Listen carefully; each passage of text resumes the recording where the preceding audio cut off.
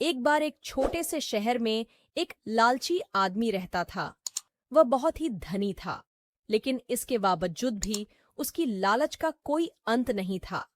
उसे सोना और कीमती वस्तुएं काफी प्रिय थीं, लेकिन एक बात जरूर थी कि वह अपनी बेटी को किसी भी चीज से ज्यादा प्यार करता था।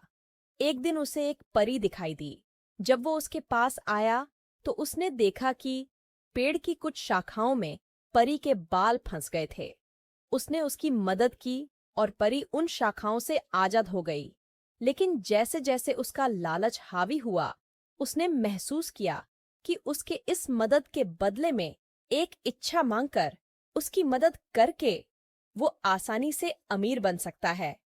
ये सुनकर परी ने उसे एक इच्छा की पूर्ति करने का मौका भी दिया। ऐसे में उस लालची आदमी ने कहा कि जो कुछ मैं छूऊं वह सब सोना हो जाए। बदले में ये इच्छा को भी उस परी ने पूरी कर दी थी। जब उसकी इच्छा पूर्ण हो गई, तब वो लालची आदमी अपनी पत्नी और बेटी को अपनी इच्छा के बारे में बताने के लिए घर भागा। उसने हर समय पत्थरों और कंकड़ को छूते हुए और उन्हें सोने में परिवर्तित होते देखा, जिसे देखकर वो बहुत ही खुश भी हुआ। घर पहुंचते ही उसकी बेटी उसका अभिवादन करने के लिए दौड़ी।